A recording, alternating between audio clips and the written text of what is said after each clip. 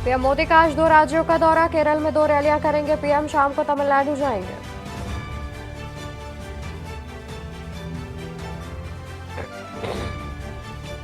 भाजपा के स्टार प्रचारक रक्षा मंत्री राजनाथ सिंह की आज जम्मू कश्मीर में रैली। राजनाथ सिंह कठुआ में जनसभा को करेंगे संबोधित।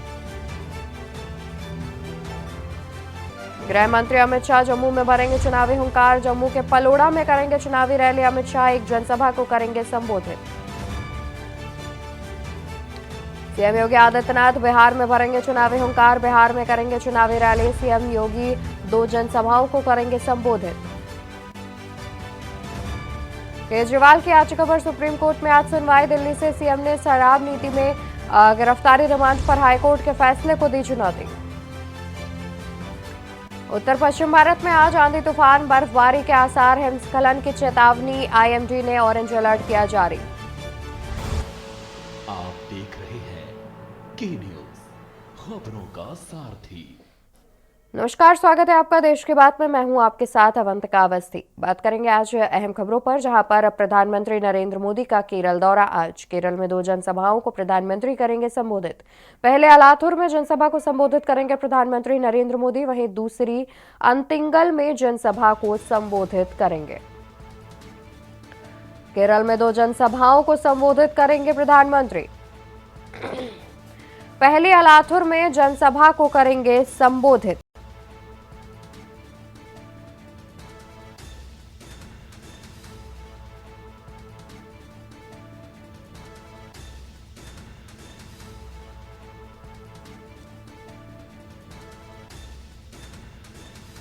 पीएम केरल से तमिलनाडु के लिए होंगे रवाना। तिरुनेलवेली में 4:30 बजे रैली को संबोधित करेंगे प्रधानमंत्री। प्रधानमंत्री के आज के कार्यक्रम के बारे में बता रहे हैं, जहां पर प्रधानमंत्री नरेंद्र मोदी आज केरल में 2 जनसभाओं को संबोधित करते हुए नजर आएंगे। पहली अलाथुर में जनसभा को करेंगे संबोधित। दूसरी अतिंगल में जनसभा को करेंगे संबोधित। आपको बता दें कि प्रधानमंत्री आज अपने केरल दौरे पर है, जहां पर वो 2 जनसभाओं को संबोधित करते हुए नजर आएंगे। प्रधानमंत्री के कार्यक्रम के बारे में आपको जानकारी दे रहे हैं, जहां प्रधानमंत्री केरल के बाद तमिलनाडु के लिए रवाना हो जाएंगे। तिरुनेलवेली में 4:30 बजे रैली को संबोधित करेंगे प्रधानमंत्री। और प्रधानमंत्री का केरल दौरा आज, केरल में 2 जनसभाओं को संबोधित करने के बाद प्रधानमंत्री नरेंद्र मोदी तमिलनाडु के लिए रवाना हो जाएंगे। आपको बता दें कि प्रधानमंत्री पहले केरल में 2 जनसभाओं को संबोधित करेंगे। 2 अलग अलग जनसभाओं को प्रधानमंत्री संबोधित करेंगे और उसके बाद केरल से तमिलनाडु के लिए रवाना हो जाएंगे। इसी खबर पर ज्यादा जानकारी के लिए हमारे साथ संवाददाता प्रवेश शर्मा भी जुड़े हुए हैं। प्रवेश, देखा जाए तो प्रधानमंत्री का आज साउथ में दौरा है, जहां पर केरल में 2 जनसभाओं को करने के बाद वो तमिलनाडु में भी जनसभा करेंगे। क्या कुछ अधिक जानकारी है, किस प्रकार से कार्यक्रम की जो रूपरेखा है वो तय की गई है? बिल्कुल, देखिए जिस तरीके से लोकसभा चुनाव का बिगुल बजा हुआ है और प्रधानमंत्री मोदी अपने हाथ में कमान संभाले हुए हैं, और सबसे बड़ी बात है कि साउथ का जो दौरा है लगातार प्रधानमंत्री मोदी की तरफ से किया जा रहा है। साउथ में ज्यादा फोकस किया जा रहा है। कुछ चीजें प्रधानमंत्री मोदी जो है इस बार साउथ की तरफ से बढ़त चाहते हैं। शायद यही वजह है कि लगातार हम देख रहे हैं कि साउथ में जो है प्रधानमंत्री मोदी के लगातार दौरे हो रहे हैं, और आज केरल में भी 2 जनसभाओं को संबोधित करेंगे और शाम को लगभग वो जो है तमिलनाडु के लिए रवाना हो जाएंगे। लेकिन सबसे बड़ी बात यह है कि जिस तरीके से साउथ की तरफ फोकस किया गया है बीजेपी की तरफ से, प्रधानमंत्री मोदी की तरफ से, तो कहीं ना कहीं कोई रणनीति के तहत है, क्योंकि लगातार हम देख रहे हैं कि लोकसभा चुनाव हो चाहे विधानसभा चुनाव हो, साउथ में जो है बीजेपी को बढ़त जो है कम मिलती है। लेकिन इस बार लगातार जनसभाओं को संबोधित करके प्रधानमंत्री मोदी शायद इस बढ़त को चाहते हैं कि वो आगे बढ़े, और यही वजह है कि लगातार वो साउथ के दौरे पर है। बिल्कुल, यानी कि देखा जाए तो कहीं ना कहीं बीजेपी अपनी पकड़ जो है वो साउथ में मजबूत करने के लिए लगातार दौरे कर रही है। और अभी देखा जाए तो मुख्यमंत्री योगी आदित्यनाथ भी दौरे पर गए थे, और ऐसा ही नहीं है, बीजेपी के कई तमाम बड़े नेता जो हैं वो भी साउथ दौरे पर रहते हैं। लेकिन अमूमन देखा जाए तो प्रधानमंत्री के दौरे इस बीच साउथ की तरफ कुछ ज्यादा ही है। तो क्या इससे ये अनुमान लगाया जा रहा है कि प्रधानमंत्री के दौरे से बीजेपी जो है वो साउथ में अपनी पकड़ मजबूत करना चाहती है? देखिए, लगातार जब प्रधानमंत्री मोदी जनसभा को संबोधित कर रहे हैं और फोकस किए हुए साउथ का, तो उसमें कहीं ना कहीं वो सीधे तौर पर जनता को संबोधित कर रहे हैं, मिलने की कोशिश कर रहे हैं। मैं कई बार उनकी जो रैलियां है या जनसभा है उनको जी। एनालाइज कर रहा हूँ, देख रहा हूँ, वो लगातार विपक्ष पर हमलावर है और कहीं ना कहीं ऐसी चीजें या सीधे तौर पर कहें मुख्य बिंदु को पकड़ते हैं, उनको लेकर चर्चा करते हैं। आम लोगों के लिए जिस तरीके से पूरा रूपरेखा तैयार करते हैं, उसमें कल जिस तरीके से बीजेपी ने जो अपना मैनिफेस्टो जारी किया, कहीं ना कहीं हमने देखा कि उसमें भी कुछ पॉइंट्स ऐसे थे जो जनता से जुड़े हुए, चाहे वो सीनियर सिटीजन हो, उनके लिए इलाज की सुविधा हो, चाहे मुफ्त राशन की सुविधा हो। इसके अलावा कई तमाम ऐसे बड़े मुद्दे हैं जिसको लेकर जनता को छूने की कोशिश करिए, जनता के करीब जाने की कोशिश करिए। और लगभग 400 पार का जो आंकड़े के जो लगातार प्रधानमंत्री मोदी बात कर रहे हैं, उसकी शुरुआत वो चाहते हैं कि साउथ में भी इस बार जो आंकड़ा है वो पिछली बार के मुकाबले ज्यादा हो। जी बिल्कुल, यानी कि देखा जाए तो कहीं ना कहीं बीजेपी जो है साउथ में अपनी पकड़ मजबूत करने के लिए लगातार विशेष रणनीति के तहत कार्य कर रही है। बहुत शुक्रिया प्रवेश आपका अधिक जानकारी हमारे दर्शकों तक साझा करने के लिए। तो आपको बता दें कि प्रधानमंत्री केरल में 2 जनसभाओं को संबोधित करेंगे और उसके बाद तमिलनाडु के लिए रवाना हो जाएंगे। तो वहीं मुख्यमंत्री योगी आदित्यनाथ के कार्यक्रम के बारे में बात कर लें, जहां पर मुख्यमंत्री योगी आदित्यनाथ का बिहार दौरा है आज। बिहार में 2 जनसभाओं को मुख्यमंत्री योगी आदित्यनाथ संबोधित करते हुए नजर आएंगे आज। 12:15 पर औरंगाबाद में जनसभा को संबोधित करेंगे योगी आदित्यनाथ। वहीं 1:30 बजे नवादा में जनसभा को संबोधित करेंगे। आपको बता दें कि मुख्यमंत्री योगी आदित्यनाथ का बिहार दौरा है आज। बिहार में 2 जनसभाओं को मुख्यमंत्री करेंगे संबोधित और 12:15 पर औरंगाबाद में जनसभा को संबोधित करेंगे मुख्यमंत्री।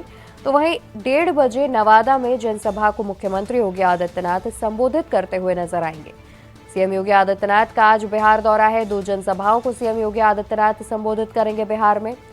और आपको बता दें कि आज मुख्यमंत्री योगी आदित्यनाथ अपने बिहार दौरे पर है, जहां बिहार में 2 जनसभाओं को संबोधित करेंगे।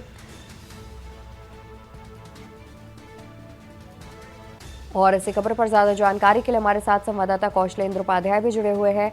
कौशलेंद्र, देखा जाए तो मुख्यमंत्री योगी आदित्यनाथ के रोज जो है दौरे जारी हैं, लगातार वो जनसभाएं कर रहे हैं। इसी कड़ी में बिहार में भी आज पहुंच रहे हैं, बिहार में दौरा है उनका और 2 जनसभाओं को वो संबोधित करेंगे।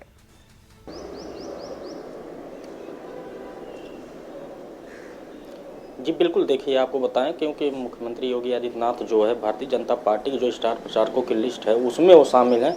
और जो उत्तर ही प्रदेश नहीं यानी राज्यों में भी मुख्यमंत्री योगी आदित्यनाथ की जो प्रचार करने की जो शैली है, जो डिमांड है, जो मांग की गई है, उसी के तहत आज बिहार में उनकी 2 जनसभाओं का कार्यक्रम किया गया, जिसमें औरंगाबाद और नवादा में वो भारतीय जनता पार्टी के प्रत्याशियों के जो है लिए वहाँ पे प्रचार करने जाएंगे।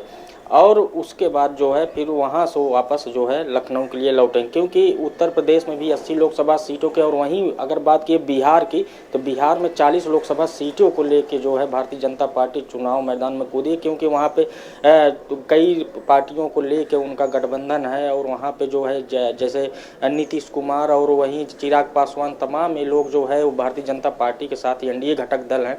तो इन लोगों के लिए भी वहाँ पे उनकी प्रचार की डिमांड बढ़ी हुई है और वहाँ पे वो प्रचार करने के लिए आज बिहार जो है इस लोकसभा चुनाव, आम चुनाव के जो पहला प्रचार चुनाव है वो इनका जो है औरंगाबाद से शुरुआत हो जाएगी। उसके बाद वो नवादा में जाके वहाँ पे प्रचार प्रसार का कार्यक्रम वो जो है अपना देखेंगे।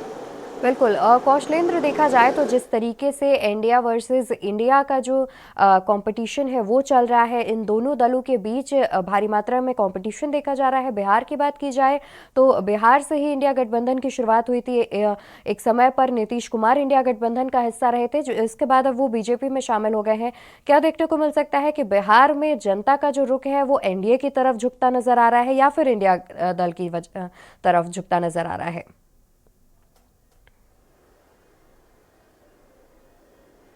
देखिए, बिहार विधानसभा का जब चुनाव हुआ था उस समय जो है नीतीश कुमार भारतीय जनता पार्टी के साथ ही थे।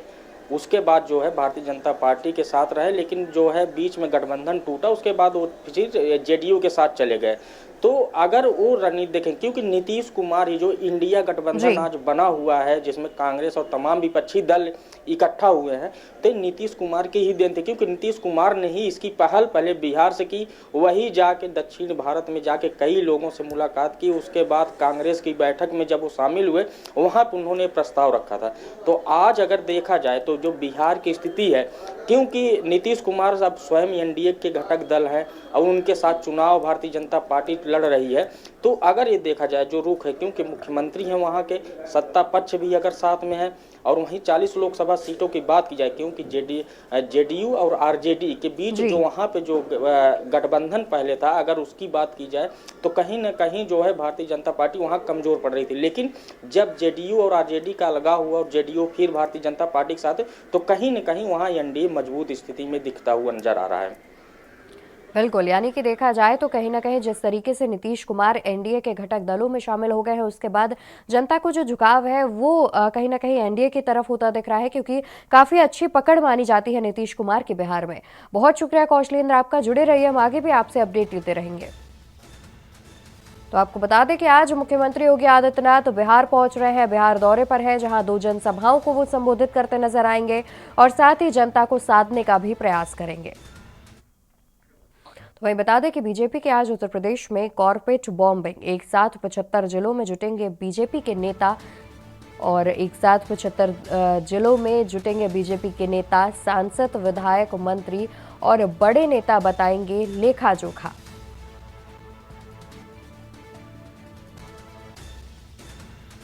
तो वहीं लखनऊ में मुख्यमंत्री योगी आदित्यनाथ प्रेस कॉन्फ्रेंस करेंगे, प्रदेश अध्यक्ष भूपेंद्र चौधरी मेरठ में प्रेस कॉन्फ्रेंस करेंगे, डिप्टी सीएम केशव प्रसाद मौर्य मुरादाबाद में प्रेस वार्ता करेंगे, तो वहीं डिप्टी सीएम ब्रजेश पाठक कानपुर में प्रेस वार्ता करेंगे, केंद्रीय मंत्री बीएल वर्मा नोएडा में प्रेस वार्ता करेंगे, मंत्री बेबी रानी मौर्य शामली में प्रेस वार्ता करेंगी, और मंत्री बीएल वर्मा नोएडा में प्रेस वार्ता करेंगे, मंत्री बेबी रानी मौर्य शामली में प्रेस वार्ता करेंगी।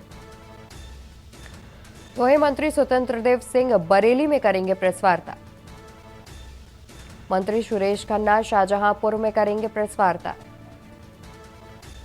बीजेपी की आज उत्तर प्रदेश में कॉर्पोरेट बॉम्बिंग। ज्यादा जानकारी के लिए हमारे साथ संवाददाता कौशलेंद्र जुड़े हुए हैं। कौशलेंद्र, बीजेपी की कॉर्पोरेट बॉम्बिंग की बात सामने आ रही है, जहां 75 जिलों में प्रेस वार्ता का आयोजन किया गया है बीजेपी की ओर से। उनके जो कई बड़े और अहम नेतागण हैं, सांसद हैं, वो जो है प्रेस वार्ता करेंगे। आखिर इसके पीछे जो भूमिका है वो क्या तैयार की है, और साथ ही देखा जाए तो क्या संकल्प पत्र को लेकर ये प्रेस वार्ता की जाएगी?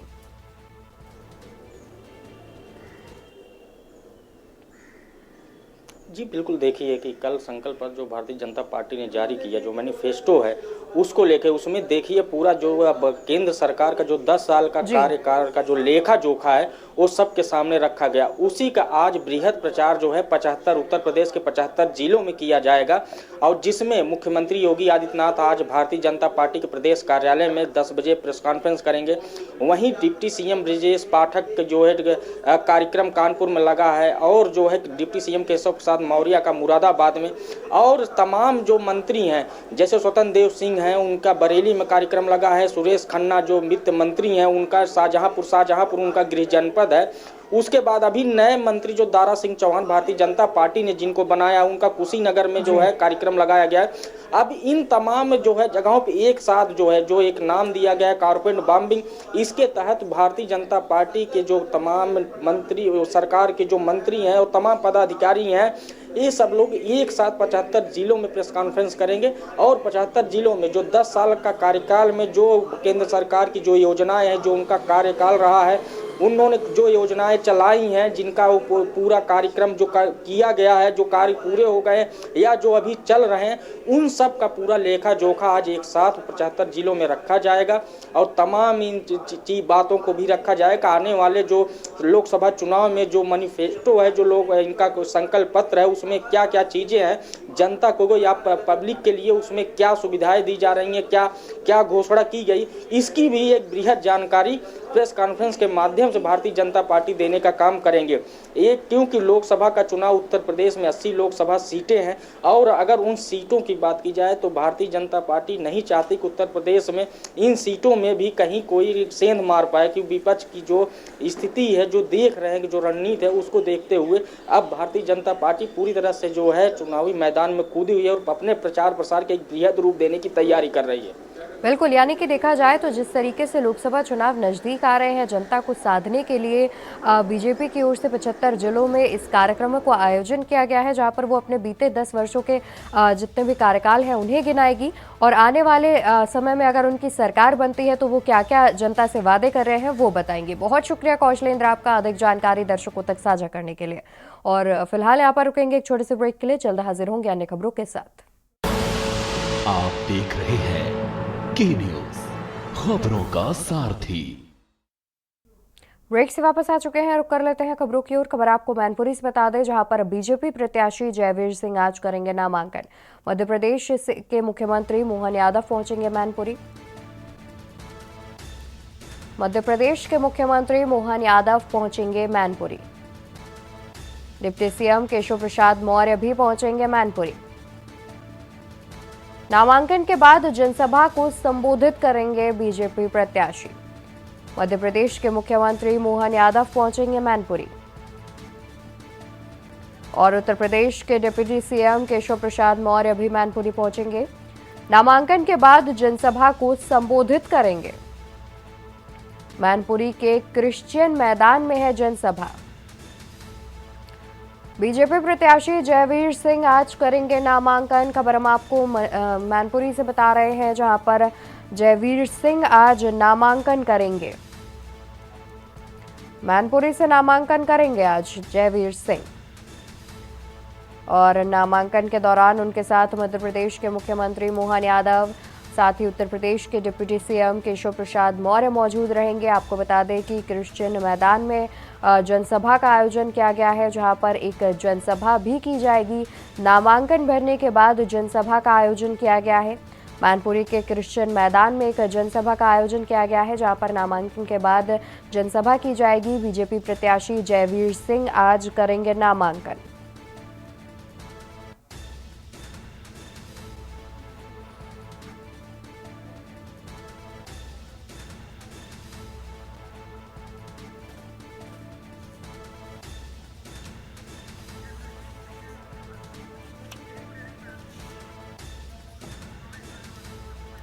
और आपको बता दें कि आज मैनपुरी में नामांकन किया जाएगा, जहां पर जयवीर सिंह बीजेपी प्रत्याशी नामांकन करेंगे। इसी खबर पर ज़्यादा जानकारी के लिए हमारे साथ जयवीर सिंह जुड़े हुए हैं। जयवीर, देखा जाए तो जिस तरीके से आज बीजेपी प्रत्याशी के नामांकन की बात सामने आ रही है, जहां पर वो मैनपुरी से नामांकन करेंगे और उनके साथ मध्य प्रदेश के मुख्यमंत्री और उत्तर प्रदेश के डिप्टी सीएम भी जो है मौजूद रहेंगे। इस पर क्या कुछ अधिक जानकारी है?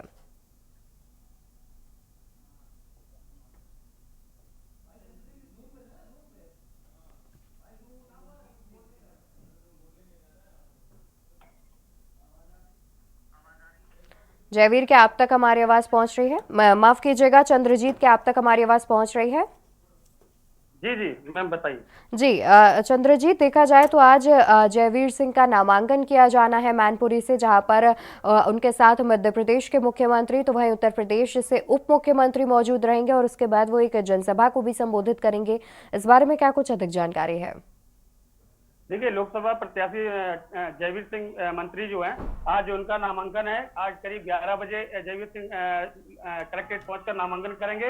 इसके बाद 1 बजे जनसभा रखी गई है, उसमें मध्य प्रदेश के मुख्यमंत्री मोहन यादव और डिप्टी सीएम केशव प्रसाद मौर्य भी पहुंचेंगे। वहां पर एक जनसभा है, वो वहां जनसभा को संबोधित करेंगे। इसके बाद वो वहां से करीब 3-4 बजे वहां से निकलेंगे। जी बिल्कुल, इस तरीके के कार्यक्रम का आयोजन किया गया है और साथ ही देखा जाए तो उनके साथ सिर्फ अभी तक मुख्यमंत्री और साथ ही उत्तर प्रदेश के उप मुख्यमंत्री के साथ रहने की बात सामने आई है। इसके अतिरिक्त क्या और भी कोई बीजेपी से कोई बड़ा नेता उनके साथ शामिल हो सकता है नामांकन के दौरान? जी बिल्कुल।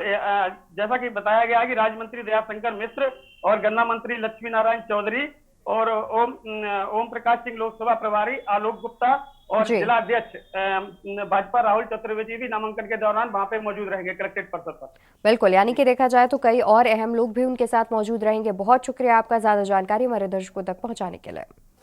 तो आपको बता दें कि मैनपुरी में आज बीजेपी प्रत्याशी नामांकन करेंगे, जहां पर उनके साथ मध्य प्रदेश के मुख्यमंत्री और साथ ही उत्तर प्रदेश के डिप्टी सीएम दोनों ही मौजूद नजर आएंगे। इसके अलावा भी अन्य कई लोग हैं जो कि उनके साथ नामांकन प्रक्रिया के दौरान मौजूद नजर आएंगे।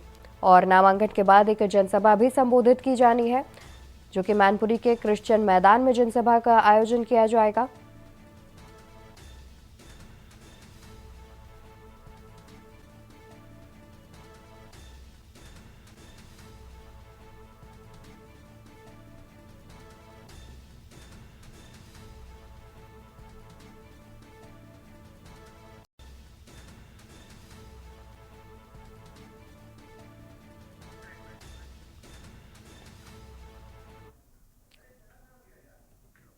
तो वहीं आपको बता दें कि हिमाचल प्रदेश के आज पूरे हुए 76 साल।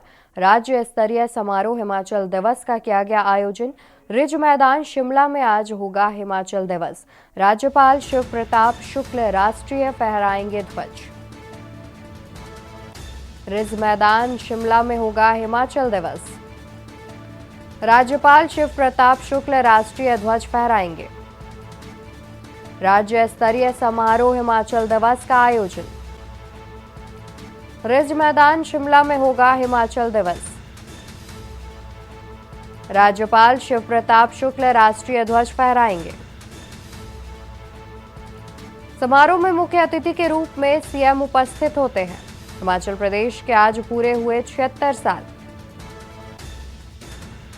राज्य स्तरीय समारोह हिमाचल दिवस का किया गया आयोजन।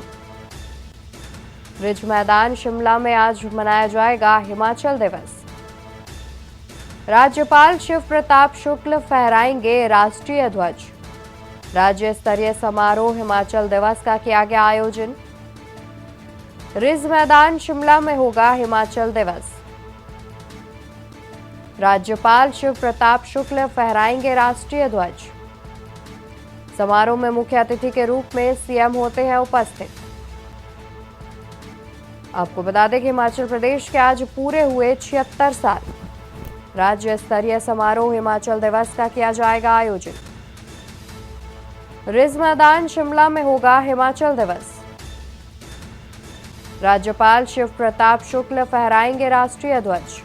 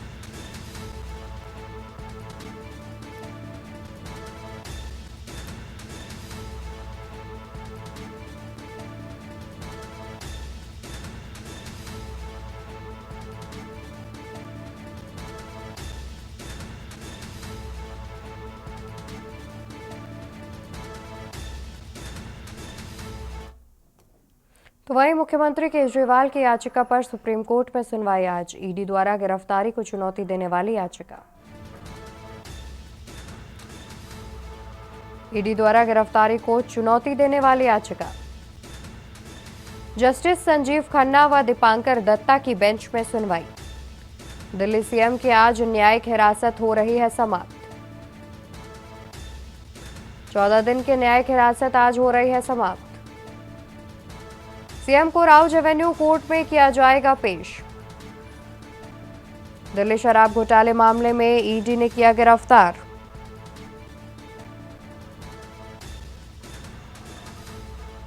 और आपको बता दें कि दिल्ली सीएम की आज न्यायिक हिरासत हो रही है समाप्त।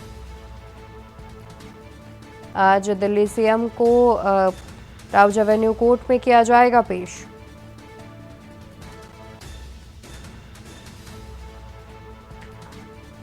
दिल्ली के मुख्यमंत्री अरविंद केजरीवाल की जुडिशियल कस्टडी का आज आखिरी दिन। राउज एवेन्यू कोर्ट में की जाएगी पेशी। ईडी द्वारा गिरफ्तारी को चुनौती देने वाली याचिका पर होगी सुनवाई।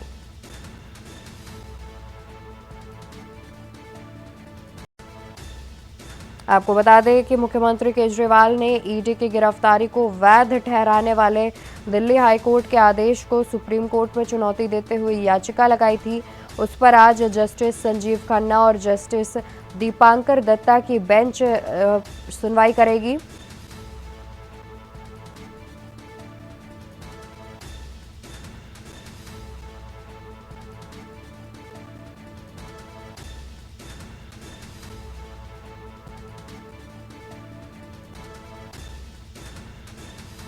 सीएम को राउज एवेन्यू कोर्ट में किया जाएगा पेश। दिल्ली शराब घोटाले मामले में ईडी ने किया गिरफ्तार। मुख्यमंत्री अरविंद केजरीवाल की याचिका पर सुप्रीम कोर्ट में होगी आज सुनवाई। ईडी द्वारा गिरफ्तारी को चुनौती देने वाली याचिका पर होगी सुनवाई। जस्टिस संजीव खन्ना और दीपांकर दत्ता की बेंच में होगी सुनवाई। दिल्ली सीएम की न्यायिक हिरासत हो रही है समाप्त। 14 दिन की न्यायिक हिरासत आज से हो रही है समाप्त। मुख्यमंत्री को राउज एवेन्यू कोर्ट में किया जाएगा पेश। दिल्ली शराब घोटाले मामले में ईडी ने किया है गिरफ्तार। दिल्ली सीएम की न्यायिक हिरासत हो रही है समाप्त। बता दें कि दिल्ली के मुख्यमंत्री अरविंद केजरीवाल की आज न्यायिक हिरासत समाप्त हो रही है। 14 दिन की न्यायिक हिरासत आज समाप्त हो जाएगी। मुख्यमंत्री को राउज एवेन्यू कोर्ट में किया जाएगा पेश। दिल्ली शराब घोटाले मामले में ईडी ने किया गिरफ्तार।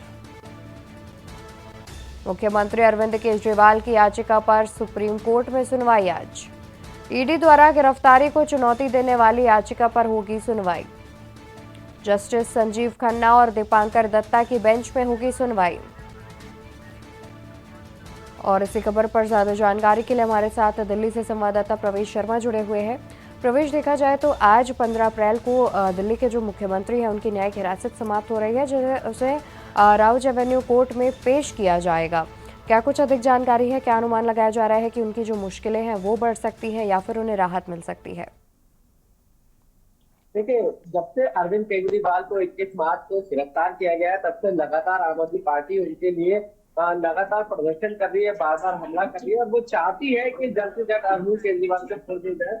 और मैं आपको सीधे तौर पर बता दूं कि आज अरविंद केजरीवाल की न्यायिक हिरासत जिसको लेकर आज राउज एवेन्यू में जो कोर्ट में जो उनको पेश किया जाएगा, इसके अलावा सुप्रीम कोर्ट में भी एक याचिका उनकी लगाई गई है, जिसमें उनकी सीधे तौर पर बात करें तो जो कस्टडी है या हिरासत है उससे रियायत लेने के लिए सुप्रीम कोर्ट का रुख किया गया है। उनकी लीगल टीम चाहती है कि जल्द से जल्द अरविंद केजरीवाल बाहर आए, क्योंकि लोकसभा का चुनाव है,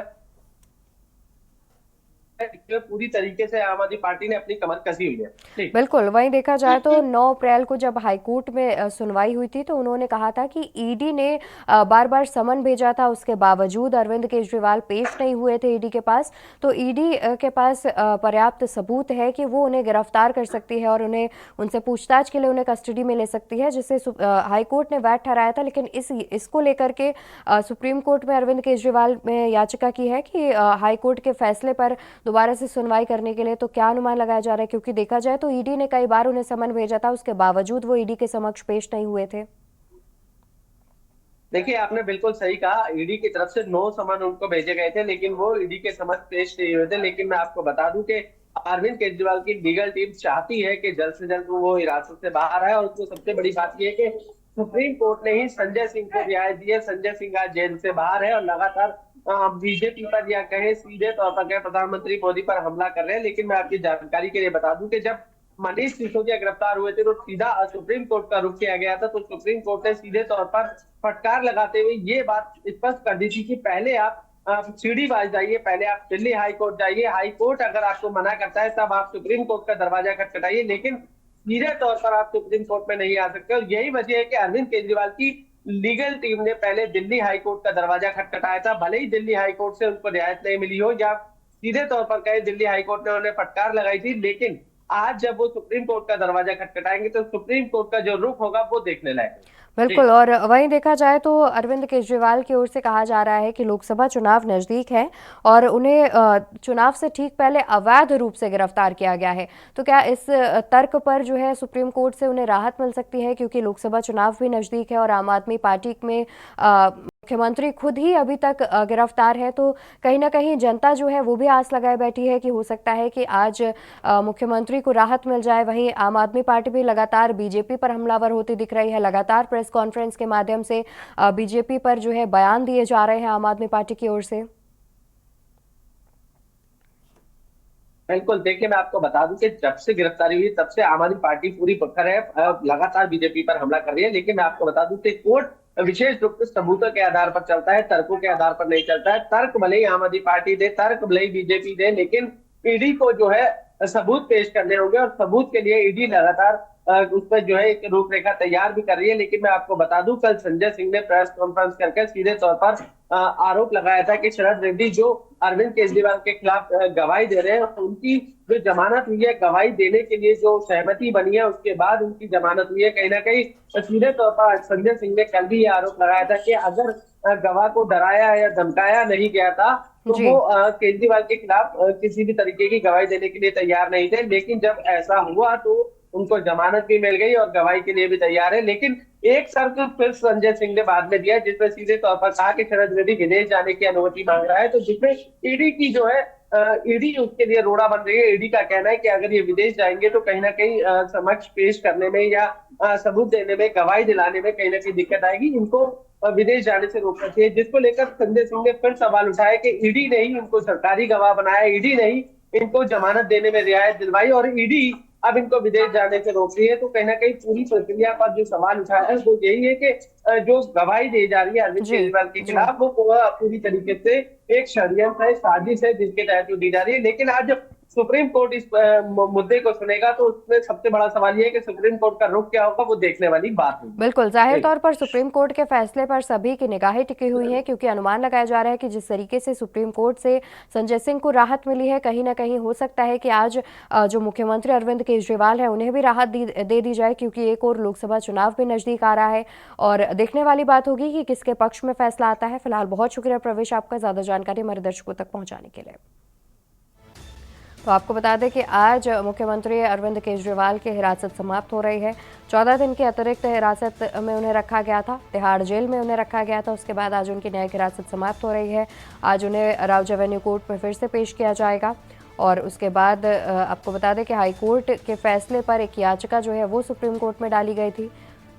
देखने वाली बात होगी कि फिलहाल आज की सुनवाई के बाद सुप्रीम कोर्ट से अरविंद केजरीवाल को राहत मिलती है या फिर उनकी मुश्किलें एक बार फिर से बढ़ सकती हैं।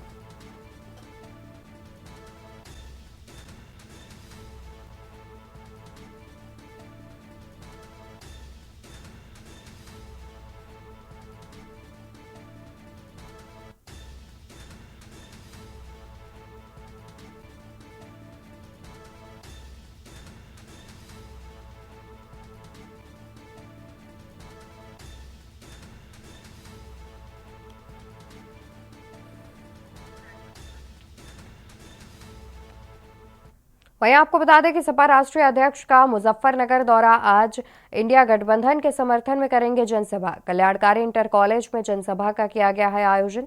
दोपहर 1:10 पर पहुंचेंगे अखिलेश यादव। इंडिया गठबंधन के समर्थन में करेंगे जनसभा। कल्याणकारी इंटर कॉलेज में जनसभा का किया जाएगा आयोजन। दोपहर 1:10 पर पहुंचेंगे सपा राष्ट्रीय अध्यक्ष अखिलेश यादव। समाजवादी पार्टी के राष्ट्रीय अध्यक्ष अखिलेश यादव का मुजफ्फरनगर दौरा, इंडिया गठबंधन के समर्थन में जनसभा को करेंगे संबोधित। कल्याणकारी इंटर कॉलेज में जनसभा का किया जाएगा आयोजन। दोपहर 1:10 पर पहुंचेंगे अखिलेश यादव। सपा राष्ट्रीय अध्यक्ष का मुजफ्फरनगर दौरा आज, इंडिया गठबंधन के समर्थन में करेंगे जनसभा। कल्याणकारी इंटर कॉलेज में किया जाएगा जनसभा का आयोजन। दोपहर 1:10 पर पहुंचेंगे पूर्व मुख्यमंत्री अखिलेश यादव। सपा राष्ट्रीय अध्यक्ष का मुजफ्फरनगर दौरा आज। सपा राष्ट्रीय अध्यक्ष इंडिया गठबंधन के पक्ष में जनसभा करते हुए नजर आएंगे। इंडिया गठबंधन के समर्थन में जनसभा करते नजर आएंगे, जहां दोपहर 1:10 पर मुजफ्फरनगर पहुंचेंगे सपा राष्ट्रीय अध्यक्ष अखिलेश यादव।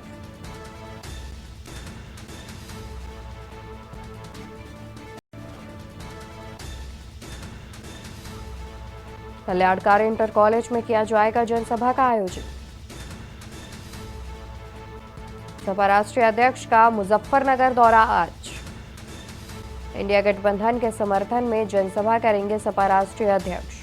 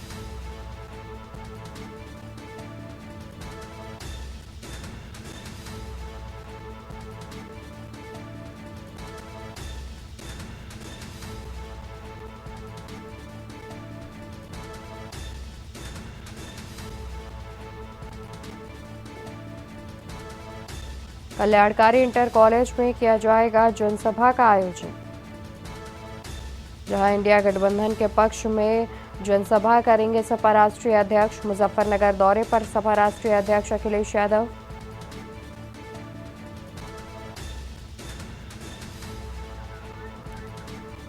और ज्यादा जानकारी के लिए हमारे साथ संवाददाता शिवा शर्मा जुड़े हुए हैं।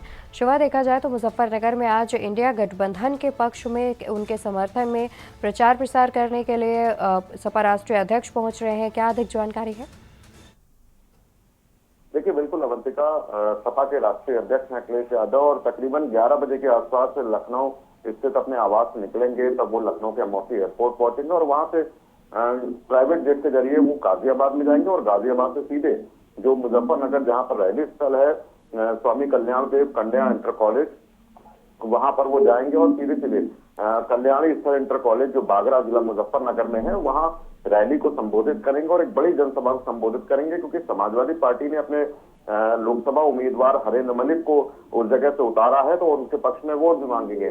मुजफ्फरनगर क्षेत्र में चूंकि मुस्लिम बहुमूल क्षेत्र है, ऐसे में लोगों को रिझाना समाजवादी पार्टी की तरफ, इंडिया गठबंधन की तरफ अखिलेश यादव को थोड़ा मुश्किल इसलिए होगा क्योंकि भारतीय जनता पार्टी पिछले कई समय से इंडिया गठबंधन को हराने के लिए पश्चिमी उत्तर प्रदेश में डेरा डाल रही है और खुद विपक्षी पार्टी यानी कि सत्ताधारी पार्टी के जो बड़े लीडर्स है, चाहे मुख्यमंत्री योगी आदित्यनाथ हो या फिर अमित शाह हो, खुद जगह जगह रैली कर रहे हैं। ऐसे में आज जब अखिलेश यादव मुजफ्फरनगर पहुंचेंगे तो क्या कुछ रैलियों में अपनी बात कहते हैं, किस तरीके से वोटर्स को लुभाएंगे, क्या कुछ जनता से कहेंगे, ये बेहद बहुत करीब जनता के लिए होगा। और 1:10 पर अखिलेश यादव मुजफ्फरनगर पहुंचेंगे रैली स्थल पर और 1 घंटे तक उनका संबोधन चलेगा। वो मंच पर मौजूद रहेंगे। उसको लेकर के तैयारियां मुजफ्फरनगर पुलिस प्रशासन और जिला प्रशासन की तरफ से पूरी कर ली गई है। तो कुछ ही घंटे का वक्त बाकी है जब पश्चिमी उत्तर प्रदेश, जहां पर पहले फेज में चुनाव होने हैं, वहां पर अखिलेश यादव जनसभा को संबोधित करेंगे। बिल्कुल, यानी कि देखने वाली बात होगी कि अखिलेश यादव कितना जो है इंडिया गठबंधन की ओर से प्रचार प्रसार कर सकते हैं, क्योंकि लगातार बीजेपी की ओर से भी उत्तर प्रदेश के पश्चिमी विभाग में लगातार दौरे जारी हैं, तमाम विपक्ष बीजेपी की ओर से बड़े नेता पहुंच रहे हैं और साथ ही विपक्ष के लिए भी थोड़ी मुश्किल होने वाली है, क्योंकि देखा जाए तो जिस तरीके से गठबंधन भी हुआ है उत्तर प्रदेश में सपा और कांग्रेस के बीच, देखने वाली बात होगी कि ये गठबंधन अपना कितना कमाल दिखा सकती है। बहुत शुक्रिया आपका ज्यादा जानकारी दर्शकों तक पहुंचाने के लिए। आपको बता दें कि आज सपा राष्ट्रीय अध्यक्ष इंडिया गठबंधन के पक्ष में उनके समर्थन में प्रचार प्रसार करने के लिए दोपहर 1:10 पर मुजफ्फरनगर पहुंचेंगे।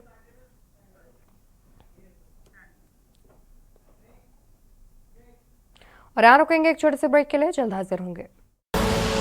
आप देख रहे हैं के न्यूज, खबरों का सारथी।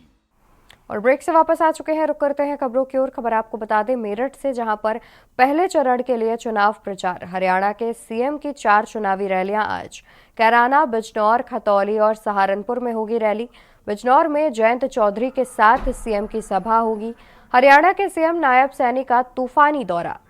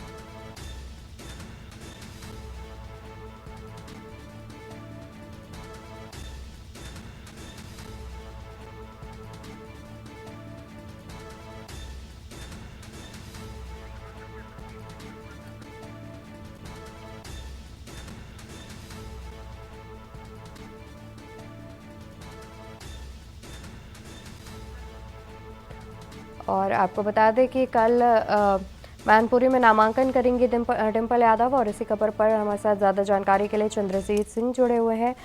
चंद्रजीत, देखा जाए तो जानकारी सामने आ रही है कि कल समाजवादी पार्टी की ओर से मैनपुरी सीट पर नामांकन के लिए डिंपल यादव पहुंचेंगी, तो वहीं आज अगर बात की जाए तो आज भी बीजेपी की ओर से नामांकन किया जा रहा है। फिलहाल चुनावी माहौल की बात की जाए तो कैसा चुनावी माहौल देखने को मिल रहा है?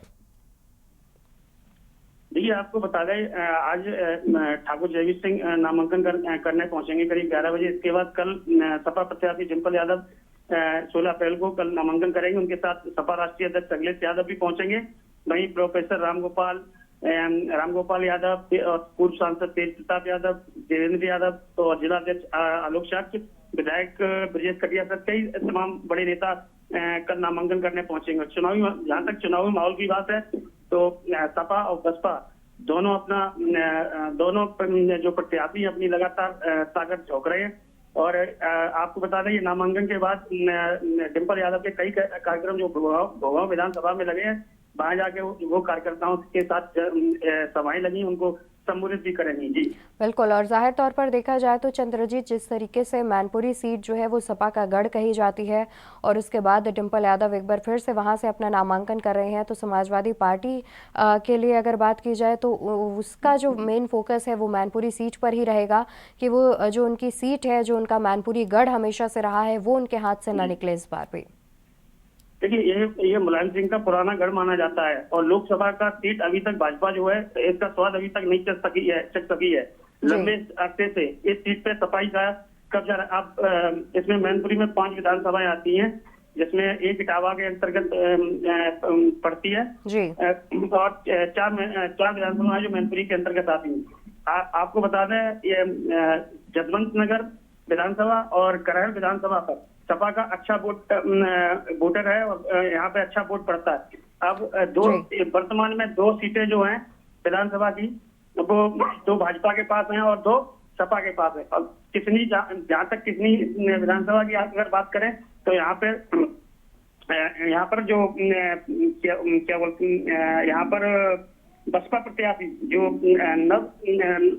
नया प्रत्याशी इन्होंने उतारा है, तो कहीं न कहीं साक्ष्य जो वोट है वो जरूर भाजपा चाहेगी कि साक्ष्य को वोट करना है, क्योंकि साक्ष्य मतदाता यहाँ सेकंड नंबर पे आता है। जी बिल्कुल, बहुत शुक्रिया आपका चंद्रजीत, ज्यादा जानकारी हमारे दर्शकों तक पहुंचाने के लिए।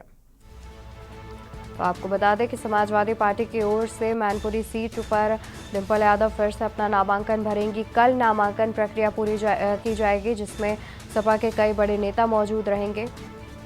सपा प्रत्याशी डिंपल यादव कल अपने नामांकन करेंगी। मैनपुरी सीट के लिए नामांकन करने पहुंचेंगी डिंपल यादव। उनके साथ सपा के राष्ट्रीय अध्यक्ष अखिलेश यादव भी मौजूद रहेंगे। रामगोपाल यादव भी मैनपुरी पहुंचेंगे और अन्य कई बड़े नेता भी मौजूद रहेंगे। खबर कासगंज से बता दें, जहां पर डिप्टी सीएम ब्रजेश पाठक आज कासगंज दौरे पर हैं। भाजपा प्रत्याशी राजवीर के समर्थन में जनसभा करेंगे।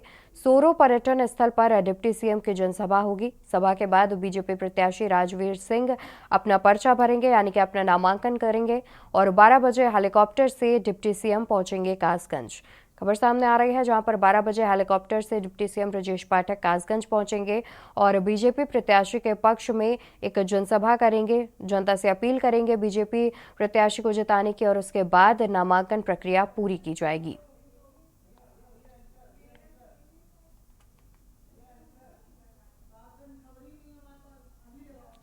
डिप्टी सीएम ब्रजेश पाठक का कासगंज दौरा, जहां पर भाजपा प्रत्याशी राजवीर के समर्थन में जनसभा करेंगे डिप्टी सीएम ब्रजेश पाठक। दोपहर करीब 12 बजे कासगंज पहुंच जाएंगे डिप्टी सीएम और बीजेपी प्रत्याशी के समर्थन में जनता से वोट की अपील करते हुए नजर आएंगे।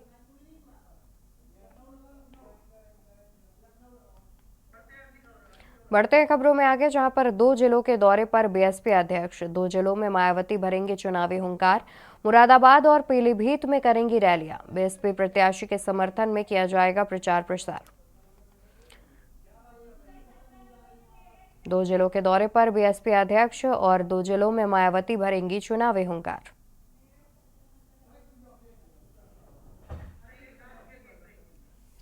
फिलहाल यहां रुकेंगे एक छोटे से ब्रेक के लिए, जल्द हाजिर होंगे। आप देख रहे हैं के न्यूज, खबरों का सारथी। और ब्रेक से वापस आ चुके हैं, रुक करते हैं खबरों की ओर। खबर आपको मेरठ से बता दें, जहां पर पहले चरण के लिए चुनाव प्रचार। हरियाणा के सीएम की 4 चुनावी रैलियां हैं आज, जहां पर कैराना, बिजनौर, खतौली और सहारनपुर में रैली करेंगे हरियाणा के मुख्यमंत्री। हरियाणा सीएम की 4 चुनावी रैलियां आज कैराना, बिजनौर, खतौली और सहारनपुर में रैली करेंगे। बिजनौर में जयंत चौधरी के साथ मुख्यमंत्री की होगी जनसभा। हरियाणा के मुख्यमंत्री की 4 चुनावी रैलियां आज। आपको बता दें कि हरियाणा के मुख्यमंत्री नायब सिंह सैनी आज 4 चुनावी रैलियां करेंगे। उत्तर प्रदेश में 4 चुनावी रैलियां संबोधित करेंगे, जहां बिजनौर सीट पर उनके साथ एक मंच पर जयंत चौधरी भी नजर आएंगे। हरियाणा के सीएम नायब सैनी का तूफानी दौरा। तो वही खबर कासगंज से, जहां पर डिप्टी सीएम ब्रजेश पाठक का कासगंज दौरा आज। भाजपा प्रत्याशी राजवीर के समर्थन में जनसभा करेंगे डिप्टी सीएम। भाजपा प्रत्याशी राजवीर के समर्थन में जनसभा करेंगे डिप्टी सीएम। सोरो पर्यटन स्थल पर डिप्टी सीएम की होगी जनसभा। सभा के बाद बीजेपी प्रत्याशी राजवीर सिंह भरेंगे अपना पर्चा। भाजपा प्रत्याशी राजवीर के समर्थन में जनसभा करेंगे डिप्टी सीएम ब्रजेश पाठक। तो वहीं बता दें कि 2 जिलों के दौरे पर बीएसपी अध्यक्ष। 2 जिलों में मायावती भरेंगी चुनावी हुंकार। मुरादाबाद और पीलीभीत में रैलियां करेंगी। बीएसपी प्रत्याशी के समर्थन में प्रचार प्रसार करती नजर आएंगी बीएसपी सुप्रीमो मायावती। 2 जिलों के दौरे पर बीएसपी सुप्रीमो। 2 जिलों में मायावती भरेंगी चुनावी हुंकार। मुरादाबाद और पीलीभीत में रैलियां करेंगी। बीएसपी प्रत्याशी के समर्थन में करेंगी प्रचार प्रसार। आपको बता दें कि लोकसभा चुनाव नजदीक आते ही बीएसपी सुप्रीमो भी एक्टिव मोड में नजर आ रही हैं, जहां पर आज वो 2 जिलों में चुनावी हुंकार भरती नजर आएंगी। बीएसपी प्रत्याशी के समर्थन में प्रचार प्रसार करती नजर आएंगी मायावती। मुरादाबाद और पीलीभीत में प्रचार प्रसार करने पहुंचेंगी बीएसपी सुप्रीमो मायावती। 2 जिलों के दौरे पर बीएसपी सुप्रीमो मायावती। खबर रामनगरी अयोध्या से, जहां पर रामनवमी को लेकर प्रशासन अलर्ट है। राम मंदिर ट्रस्ट ने जारी की गाइडलाइन। श्रद्धालुओं के लिए स्पेशल बस सेवाएं भी शुरू की गई हैं। लाखों श्रद्धालुओं के पहुंचने की संभावना जताई जा रही है। राम मंदिर ट्रस्ट ने जारी की गाइडलाइन। आपको बता दें कि श्रद्धालुओं के लिए स्पेशल बस सेवाएं भी शुरू की गई है, जिससे श्रद्धालुओं को दर्शन करने के पहुंचने के लिए किसी प्रकार की परेशानी ना हो, क्योंकि लाखों की संख्या में श्रद्धालुओं के पहुंचने की संभावना रामनवमी पर जताई जा रही है। तो रामनवमी को लेकर प्रशासन पहले से ही अलर्ट मोड पर नजर आ रहा है। प्रशासन की ओर से तमाम तैयारियां की जा रही हैं, क्योंकि इस बार रामनवमी पर रामनगरी अयोध्या में लाखों श्रद्धालुओं के जुटने की संभावना जताई जा रही है, जिसको लेकर के पहले से ही प्रशासन अलर्ट मोड पर नजर आ रहा है। और देश की बात में मेरे साथ फिलहाल के लिए बस इतना ही। आप देखते रहिए के न्यूज इंडिया। नमस्कार। आप देख रहे हैं के न्यूज, खबरों का सारथी।